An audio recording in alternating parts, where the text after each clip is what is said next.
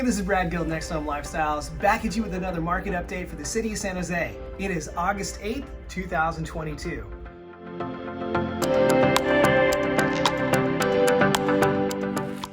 You may have been hearing that it's a horrible time to be a home buyer. The market is in shambles. We're headed for a housing crash, all kinds of negativity.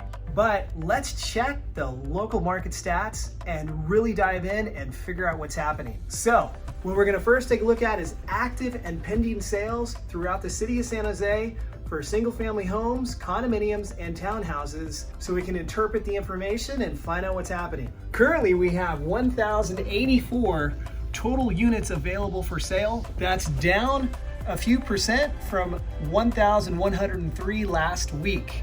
So inventory this week is actually dropping a little bit. Let's check out demand. So current pending properties, or properties that have an active sales contract accepted by the seller, we have 563 units, which is up from last week when we had 534. So active inventory is coming down a little bit, and pending sales are going up a little bit. As we head towards the end of summertime, this is a very seasonal pattern. So is it going to continue? Well, let's check what the trends are telling us.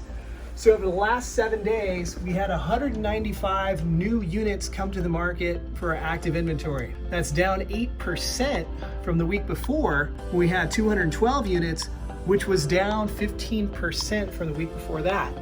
Inventory heading down, well, with all the doom and gloom, as well as all the information about prices and pricing coming down from the peaks we had back in March and April, I'm not surprised that there's less sellers out there putting their homes up for sale. Let's take a look at our demand trend. So over the last 7 days, we had 140 new units go under contract. That's up 20% from the week before, when we had 116, which is down slightly from the week before that. So again, less homes coming to the market, more homes going under contract. I think what's happening is, again, buyers that were pushed out of the market at the beginning of the year are starting to figure out that they can get in right now, because homes are sitting on the market much longer.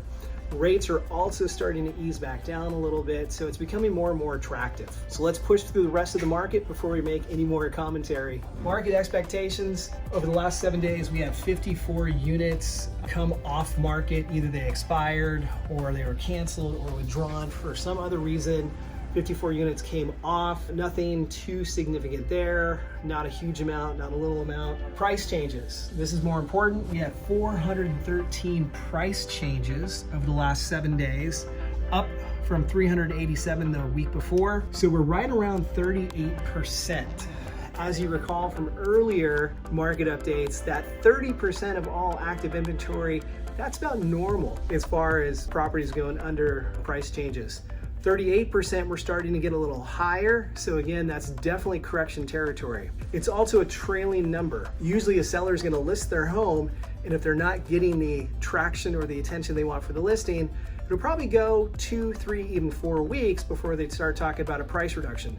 So it's a trailing number, kind of showing that that could have been the peak, or maybe we still need to wait and see where the peak is when it comes to that pricing correction mark. But definitely happening, we're definitely in that pricing correction territory. Next up, the 30-year fixed rate mortgage. That's the biggest piece that's driving our demand. For the first time since the beginning of April, rates are back down below 5% at 4.99%. So, what does this all mean? Well, so far this year, we've seen an incredible frenzied buyer's market between January and about April. Hit the brakes when we had interest rates spike all the way up to 6%. Now we're back down towards 5%, and we're actually a little below that right now. Is that enough for buyers to get back into the market? I think we're seeing signs that yes, it is, as those prices continue to correct. And things are just getting a little more optimistic, a little more positive for buyers who, at the beginning of the year, were getting pushed out of the market with all the frenzied activity we saw.